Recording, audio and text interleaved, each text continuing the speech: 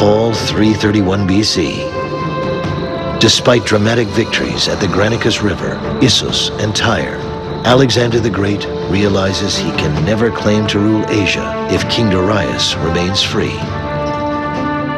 And Darius realizes he will never retain control of Asia without defeating Alexander.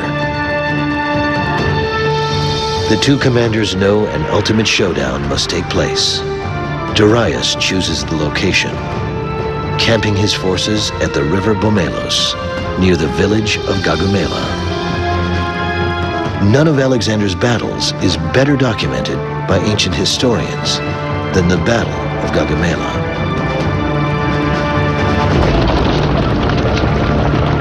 Darius assembled his forces and made everything ready for battle. He had fashioned swords and lances much longer than his earlier types. He had also constructed 200 scythe-bearing chariots, well designed to astonish and terrify the enemy. From each of these were projected out, beyond the trace horses, scythes nearly a meter in length, presenting their cutting edges to the front.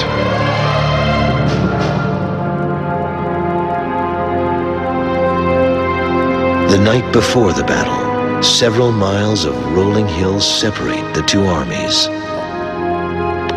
Alexander's chief general Parmenio and several of his most prominent officers move forward to survey the enemy position. They were filled with amazement at the sight and remarked to one another that it would have been a very difficult task to defeat an enemy of such strength by engaging him by day. They therefore went to Alexander to persuade him to attack by night, so as to conceal from his men the most terrifying element in the coming struggle, that is, the odds against them.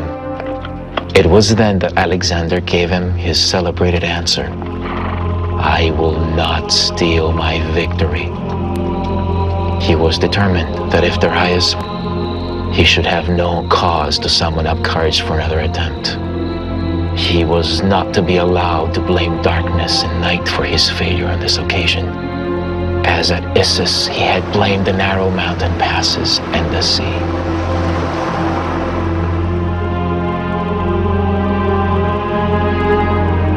And there is this account of how he sat there at night into the darkness, figuring out strategy and tactics, finally got what he wanted, and this is the point, then just fell into a totally undisturbed sleep.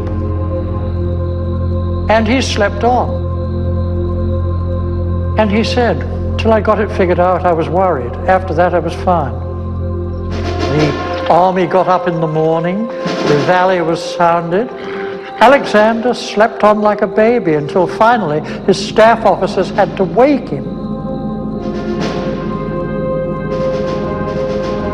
At this point, Alexander gives his troops the pep talk of their lives, confidently telling them that this battle would decide who would rule the continent of Asia. On the other side of the battlefield, the Persian king Darius is giving a speech of his own. But his mood is more of desperation than of confidence.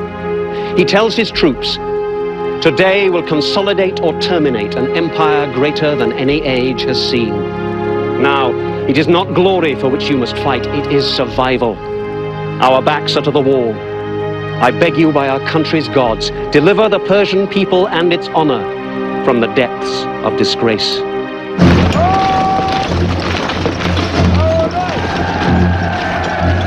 Slowly but methodically, Alexander's phalanx marches forward in formation to encounter Darius's new rolling weapons.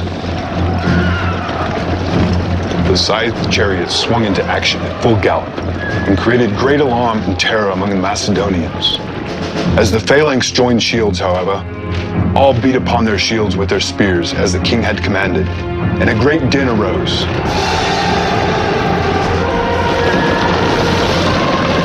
In some instances, the horses were killed by javelin casts, and in others they rode through and escaped. But some of them, using the full force of their momentum and applying their steel blades actively, wrought death among the Macedonians in many and various forms. They severed the arms of many, shields and all, and in no small number of cases, cut through necks and sent heads tumbling to the ground with the eyes still open and the expression of the countenance unchanged. And in other cases, they sliced through ribs with mortal gashes and inflicted a quick death. Facing a king and his army, fighting with superhuman strength and passion to retain control of Asia, Alexander's soldiers find themselves, for the first time, struggling not to win, but simply to survive. The situation looks horribly bleak for the Macedonian general Parmenio, who heroically attempts to maintain order in a valiant struggle with his infantry. He realizes there is only one person who has the capacity to turn the tide of battle: Alexander himself. But Alexander is preoccupied, personally fighting his way toward the chariot bearing King Darius. Alexander has sighted his adversary through the ranks of cavalry, who were closely massed to guard the lofty chariot in which he stood. The bravest stood fast and were slaughtered in front of their king. They fell upon one another in heaps. As for Darius, all the horrors of the battle were now before his eyes. It had become difficult to turn his chariot around and drive it away, since the wheels were encumbered and entangled with bodies. The king abandoned his chariot and his armor, mounted a mare and rode away. It is believed that he would not have escaped at the moment had not Parmenio sent another party of horsemen, begging Alexander to come to his rescue. When this news was brought to Alexander, he turned back again from further pursuit, and wheeling round with the companion cavalry, led them with great speed against the right wing of Darius's horsemen. Then ensued the most obstinately contested cavalry fight in the whole engagement. Here about 60 of Alexander's companions fell, but Darius's troops were overcome by Alexander, and as many of them as could force their way through his ranks fled with all their might.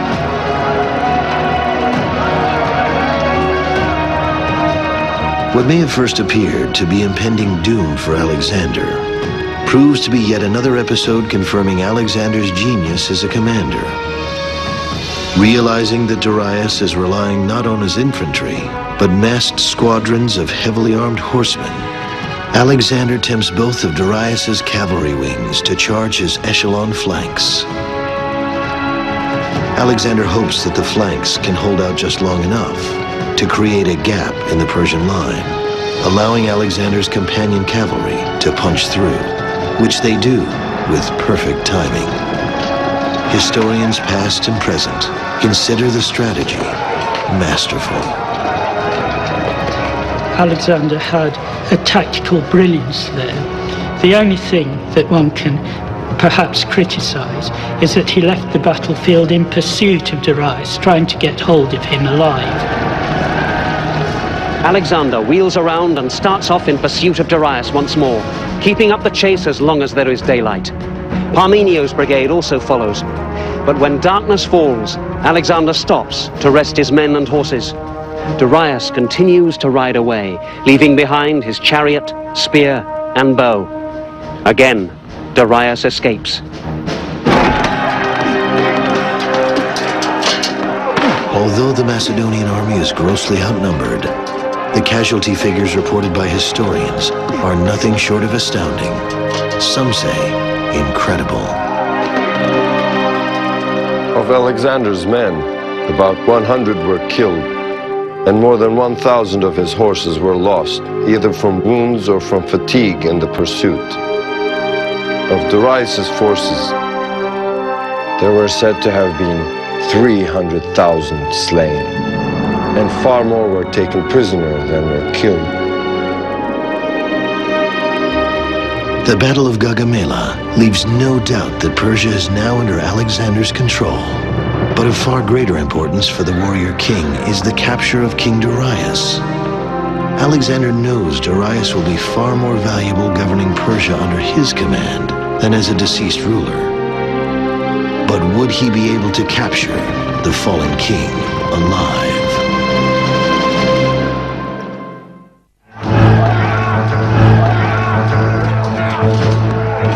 Alexander's victory at the Battle of Gaugamela is viewed by many as the most significant triumph in his conquest of Asia.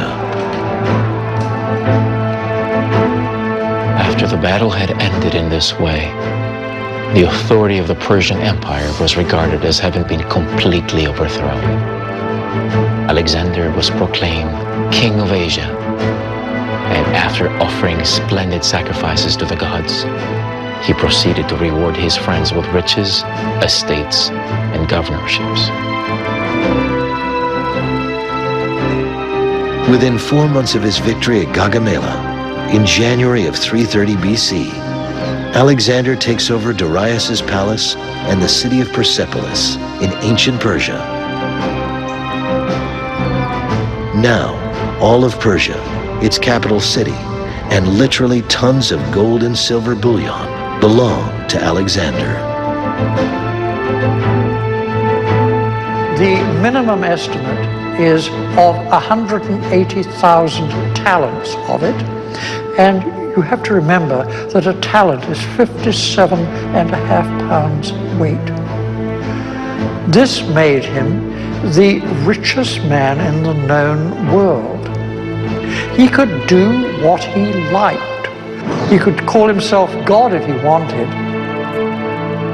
It's like taking over the whole of Fort Knox one afternoon, and that treasure was evacuated and sent in a great bullion train escorted by 6,000 Macedonians. Alexander described Persepolis to the Macedonians as the most hateful of the cities of Asia and gave it over to his soldiers to plunder. The Macedonians raced into it, slaughtering all the men whom they met and plundering the residences. Such was their exceeding lust for loot that they fought with each other and killed many of their fellows who had appropriated a greater portion of it. Some cut off the hands of those who were grasping at disputed property, being driven mad by their passions. Basking in the spoils of victory, Alexander remains with his army at Persepolis 4 months before continuing his conquest of Asia. Alexander had some great natural gifts, but all those were marred by his inexcusable fondness for drink. At a daytime drinking party, a courtesan claimed that if Alexander gave the order to burn the Persian palace, he would earn the deepest gratitude among the Greeks. The king was enthusiastic. "Why do we not revenge Greece, then, and put the city to the torch?" Alexander took the lead, setting fire to the palace, to be followed by his drinking companions. Such was the end of the palace that ruled all the East. The Macedonians were ashamed that a city of such distinction had been destroyed by their king during a drunken orgy. As for Alexander, it is generally agreed that when sleep had brought him back to his senses after his drunken bout, he regretted his actions. By the summer of 330 BC, there is little doubt, at least in Alexander's mind, that he rules Asia. But it isn't enough for Alexander to control Darius's kingdom. He passionately continues to pursue Darius, not to kill him, but to take him prisoner. It was, I suppose, the ultimate in legitimizing. The previous ruler recognizes him not merely as the conqueror, but as the natural monarch of Persia, and almost abdicates for him. How long he would have lived after that, we don't know, but I'm sure that was the thinking behind it. The other important reason for getting his hands on Darius, either dead or alive, was to make sure, and alive is better than dead, to make sure that no pretenders pop up. He's fighting against a culture that is used to having pretenders pop up and say, "I'm Darius. No, I'm Darius. No, I'm Darius." And the reason why this could occur is because there's no ABC, NBC, CBS, there's no CNN, there's no C-SPAN. the only way you could be absolutely certain that you had gained control of the king of the previous dynasty and say, we're done with this dynasty, is to have him alive in your possession. When Alexander learns Darius is heading north, he again takes up the chase. So rapid was the march that many of the men, unable to stand the pace, dropped out. A number of horses were worked to death, but Alexander pressed on regardless of loss. At this juncture, two important persons in Darius' army sought an interview with Alexander. They reported that Darius had been forcibly seized and put under arrest by his own commanders. Bessus, one of his generals, had assumed power in his place. Instantly, Alexander was on the march again, with greater rapidity than ever. June 330 BC. Alexander's army marches day and night to catch up with the Persian army under the control of Bessus. Within 2 weeks, Alexander has the Persian troops in sight. Even though the Persian army is still far greater in number than that of Alexander, thousands of Persian soldiers surrender. Bessus, however, would not allow such a fate for Darius. Bessus and his fellow conspirators came to Darius' wagon and started urging him to mount a horse and flee to escape his enemy. Darius, however, declared that the gods had come to avenge him and, calling for Alexander's protection, refused to go along with the traitors. At this, they were furious. They hurled their spears at the king and left him there, run through many times. They also maimed his animals to prevent them advancing any further. Deprived of their leaders, the barbarians scattered wherever hope or panic directed them. With the great and powerful Darius lying severely wounded, only time would dictate whether Alexander would be able to capture him alive.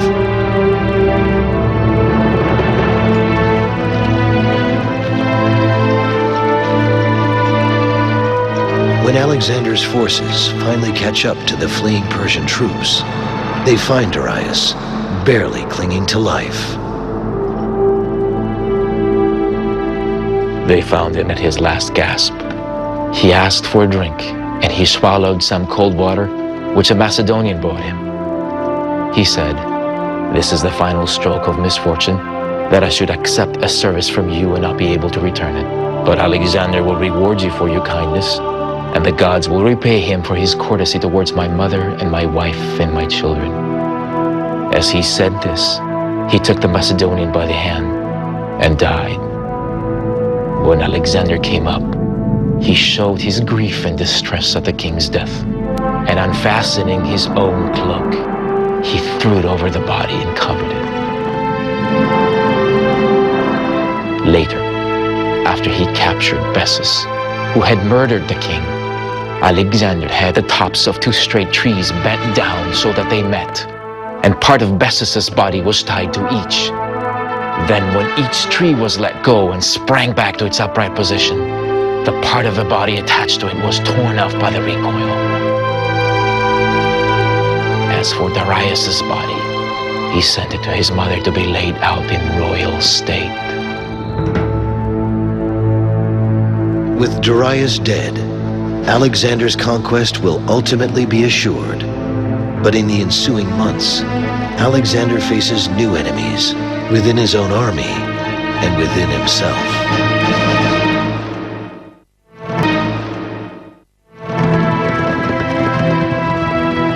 With Persia under Alexander's control and King Darius dead, the mission of Alexander the Great is essentially complete.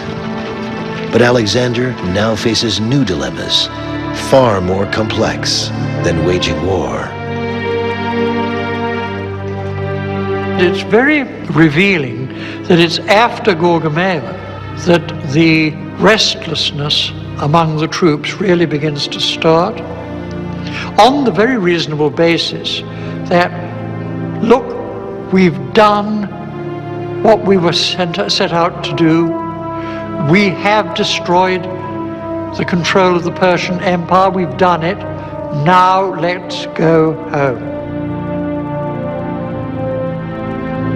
At this time, Alexander becomes acutely aware of potential threats to his power. Among the Macedonians at this time, few men enjoyed a more prominent position than Philotas, the son of Parmenio. When Darius had been defeated, a beautiful Greek girl named Antigone was handed over to Philotas. He confided to her that all the greatest achievements in this campaign had been the work of his father and himself. Antigone repeated these remarks privately to Alexander. Once the king had begun to listen to these insinuations, Philotas's enemies brought innumerable accusations against them, including conspiracy. Philotas was executed, and immediately afterwards, Alexander had Parmenio put to death as well. This was a man who had rendered many great services to Philip and who, of all Alexander's older friends, had urged him more strongly to undertake the invasion of Asia. It is now widely believed that Alexander always had concerns about the loyalty of Parmenio and his son Philotas. For all practical purposes, the account given to him by Antigone gives Alexander the opportunity to take strong action he may have been considering for years. In October 330 BC, Alexander makes his close friend Hephaestion joint commander of the companion cavalry. The Macedonian army, now on the march for more than 7 years, moves towards India, and Alexander's erratic behavior continues. In 327 BC, at the age of 29, Alexander does something that is so out of character, it shocks even his closest associates, particularly his lifelong male companion and rumored lover, Hephaestion. Alexander takes a wife. This is Roxane, the beautiful daughter of Oxyates, a baron whose mountain stronghold of the Sogdian rocks has been captured by Alexander. But why does Alexander marry? Well, it's a good political alliance with the local nobility, and there's a chance of producing a legitimate heir for his vast empire. But some ancient historians write that Alexander may indeed have had genuine romantic feelings for Roxane.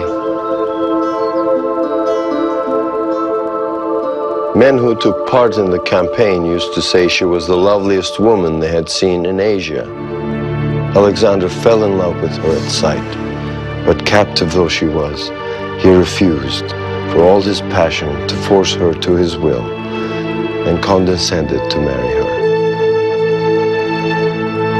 Alexander confounds his associates even further when he decides that those under his rule should honor an ancient Persian tradition. For the ruler of the Persian Empire, it was essential to be seen to receive proskynesis from his subjects. Now, for the Persians, this is a matter of respect, a simple kiss of the hand. It could be combined with a bow, or with kneeling, or even prostration, face down on the ground. But for the Greeks, this gesture is a form of worship exclusively reserved for the gods. Alexander's command is hotly contested by his followers, and Callisthenes, his official historian, refuses to do it. He speaks boldly to his longtime friend. You should remember Greece. For her sake you undertook this expedition into Asia.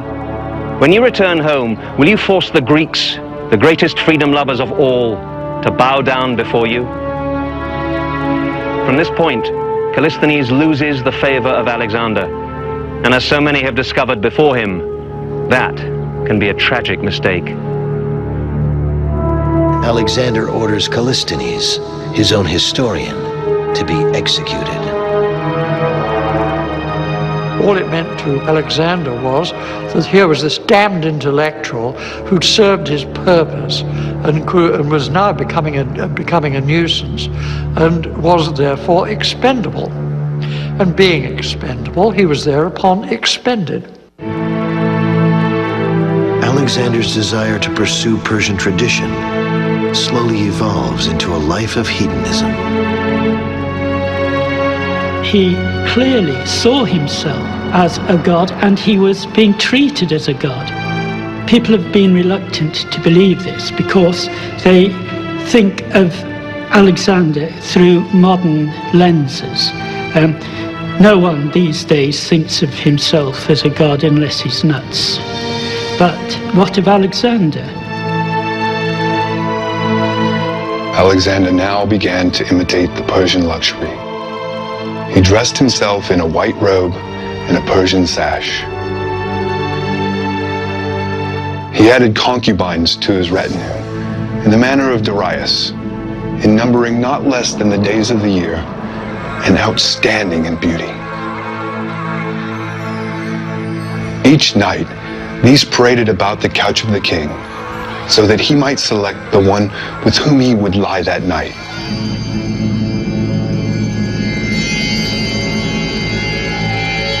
Alexander could better cope with warfare than peace and leisure. As soon as he was free of these worries that beset him, he yielded to dissipation, and the man whom the arms of Persia had failed to crush fell before its vices. There were parties early in the day, drinking and mad revelry throughout the night. It was a general decline into the ways of the foreigner. By affecting these as though they were superior to those of his own country, Alexander so offended the sensibilities and eyes of his people that most of his friends began to regard him as an enemy. His long-sought conquest of Asia complete, Alexander continues to want more.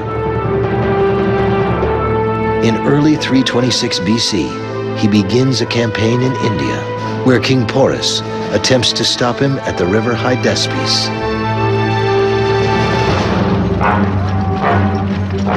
Alexander's forces find themselves fighting an enemy not riding just horses, but elephants. While the Macedonians prevail, the contest is the most difficult they have fought. A consequence of this battle with Porus was that it blunted the edge of the Macedonians' courage and made them determined not to advance any further into India. At first, Alexander was so overcome with disappointment and anger that he shut himself up and lay prostrate in his tent. His soldiers crowded round the entrance and pleaded with him, uttering loud cries and lamentations, until finally he relented and gave orders to break camp. Alexander was now eager to see the outer ocean. He had a large number of oar-propelled ferries and rafts constructed, and was rowed down the rivers on these at a leisurely speed. But his voyage was by no means a peaceful affair. As Alexander travels downstream, he will land, assault the cities near the banks, and subdue them all. Then comes the walled city of Mali, home of the independent tribe of Malians. Alexander neared the city and thought to take it by storm. One of the seers came to him and reported that there had been revealed to him a great danger which would come to the king from a wound in the course of the operation. He begged Alexander to leave the city alone for the present and to turn his mind to other activities. The king scolded him for dampening the enthusiasm of the soldiers, and then, disposing his army for the attack, led the way in person to the city, eager to reduce it by force.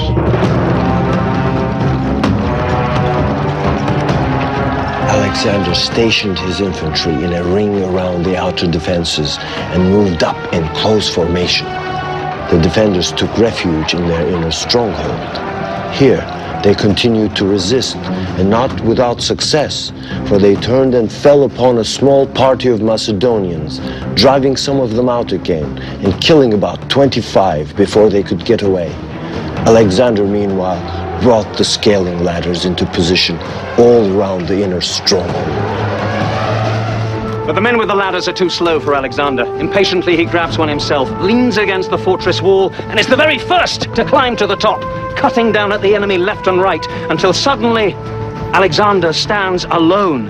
To the horror of his men down below, he is now a perfect target for enemy archers. What he should do now is go back, jump down to rejoin his men. But what he does do is jump forward, inside the enemy fortress, where, in hand-to-hand combat, he fights for his life. Horrified, the Macedonians rush for the walls in such numbers they break their own ladders. Only 3 of them manage to join him inside the fortress, including the bearer of Alexander's Trojan shield. 2 of the Macedonians are cut down by the enemy, and Alexander himself receives an arrow which penetrates his body armor and pierces his lung. The 4th Macedonian defends his leader with the great shield of Troy. Desperately, Alexander's army finally manages to scale the walls, and they witness an impossible sight. Their invincible leader lying on the ground in a pool of blood.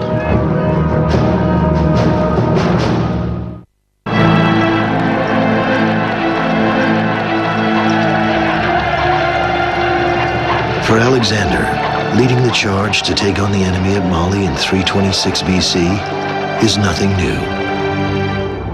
The wound he receives is but one of several he suffers on the fields of battle. But for the seemingly invincible warrior, this injury is different. Alexander's troops realize it is life-threatening. Immediately, the rumor ran through the camp that Alexander had been killed. Meanwhile, his attendants, with great difficulty, sawed off the wooden shaft of the arrow and thus succeeded in removing his breastplate. They then had to cut out the arrowhead, which was embedded between his ribs. When it was extracted, the king fainted away and came very near to death. Even when the danger was past, he remained weak and for a long time needed careful nursing. Slowly, Alexander recuperates. During the next 2 years, he heads his army west back towards Greece, half by land, half by sea. In July of 324 BC, Alexander suffers an even deeper hurt. His close friend Hephaestion dies of an unknown illness. Alexander is devastated. We are told that Alexander flung himself on the body of his friend and lay there nearly all day long in tears and refused to be parted from him until he was dragged away. Some have said that he had Hephaestion's doctor hanged for giving the wrong medicine. All the accounts agree that for 2 whole days after Hephaestion's death, Alexander tasted no food and paid no attention in any way to his bodily needs, but lay on his bed, crying. I think Hephaestion, because of his close personal relationship with Alexander, was one of these confidants. And when Alexander lost him, he lost a very, very close ally in developing policy. And you might even say that he begins to go downhill after Hephaestion's death. That he shows signs of losing some will after Hephaestion's death. Less than 1 year after Hephaestion dies, Alexander rests in Babylon, planning a possible conquest of Arabia, when he too becomes ill. During a 10-day period, what begins as a mild fever evolves into a mysterious, life-threatening illness. The soldiers were passionately eager to see him. Some hoped for a sight of him while he was still alive. Others wished to see his body, for a report had gone round that he was already dead, and they suspected that his death was being concealed by his guards. But nothing could keep them from a sight of him. And the motive in almost every heart was grief, and a sort of helpless bewilderment at the thought of losing their king. It is at this critical moment when the enormity of Alexander's influence is acutely felt by all who know him. It is my belief that there was in those days no nation, no city, no single individual beyond the reach of Alexander's name. Never in all the world was there another like him. And therefore I cannot but feel that some power more than human was concerned in his birth. I have admittedly found fault with some of the things which Alexander did. But of the man himself, I'm not ashamed to express ungrudging admiration. It is also at this moment when Alexander's officers begin to question what will happen if Alexander dies. Who would rule the conquered territories?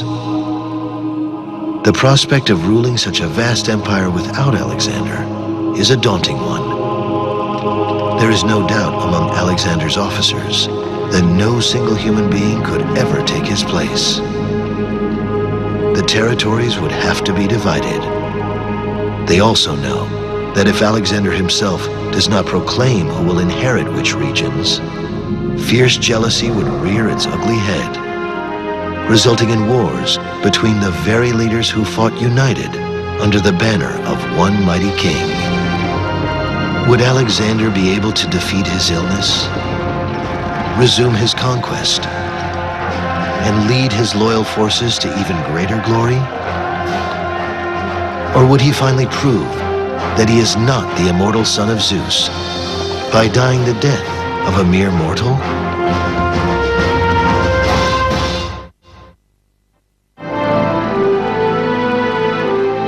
Late in the evening of June the 9th, 323 BC, a group of Alexander's officers keep vigil as their king's condition worsens.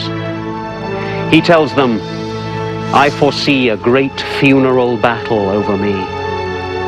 Towards the end, they gather round his bedside to ask the critical question, to whom will he bequeath his kingdom? Weakly, Alexander whispers his last words, "Kratisto," to the strongest. Early in the morning of June the 10th, his eyes close forever.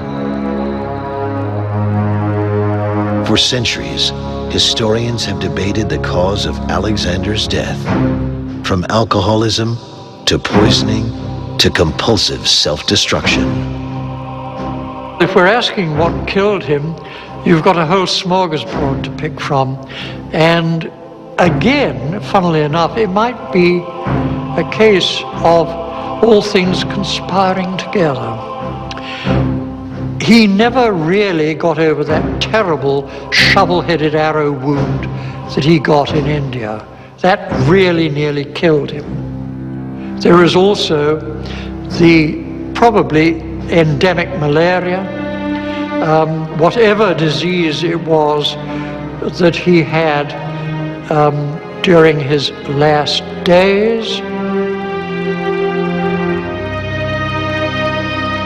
I feel that Alexander died ultimately because he pushed himself too hard. With Alexander, he has this wonderful military campaign and then dies. Well, for him, that's kind of a good thing for him, because I'm not sure he would have been real good as an administrator. Again, it comes back to your own personal opinion about what exactly made Alexander so great.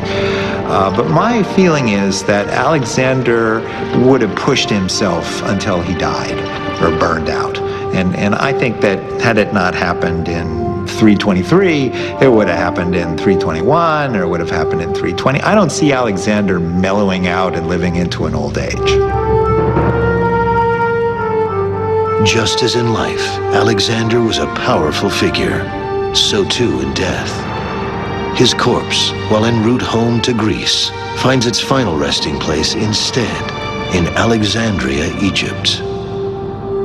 In the chaos that follows Alexander's death, his embalmed body becomes a major asset. Alexander had said that he wished to be buried at Siwa with his spiritual father, the god Zeus Ammon. But the Macedonians want their noble leader to be buried at home. As the body is being transported by land in a golden sarcophagus, it is hijacked by soldiers under the command of Alexander's former general Ptolemy, now the new ruler of Egypt. Controlling the body of Alexander lends new power to the reputation of Ptolemy and his successors. For several hundred years, Alexander's sarcophagus is viewed here by thousands, including Julius Caesar. But when the Ptolemaic pharaohs fall from power after the death of Cleopatra, they lose control of Alexander's remains. Today, no one is certain exactly where the remains of Alexander are located. Most agree they are buried beneath the streets of Alexandria, most probably near the Mosque of Daniel, The mosque is very active, with prayer services held every day.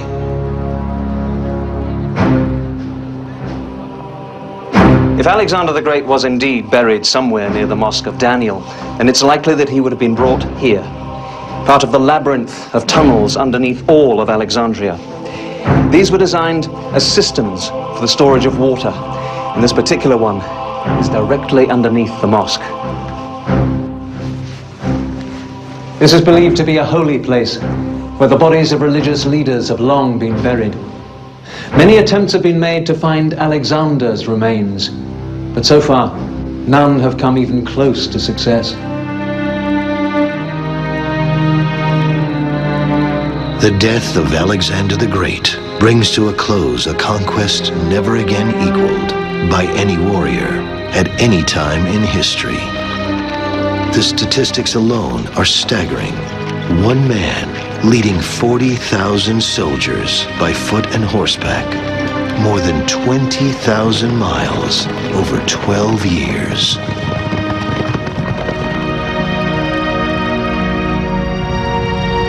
The vast kingdom which Alexander fought so hard to build over a 12-year period ultimately becomes divided among more than 20 rulers. Today, historians, scholars, and soldiers continue to debate the complex character of King Alexander of Macedon. Why do we call him Alexander the Great? Most agree he was the finest military commander that ever lived. He also created a cultural exchange between East and West that became a pivotal point in human history. But he gained his empire at a huge cost of death and destruction. If he had lived, how much further would he have gone? Perhaps we are fortunate that we will never know. At the end of his short life, Alexander was walking a fine line between genius and insanity. Alexander gives an example to the world of a general, the likes of which we have never seen since. Every major general compares himself to Alexander, and I think most every major general feels that somehow he falls short of Alexander.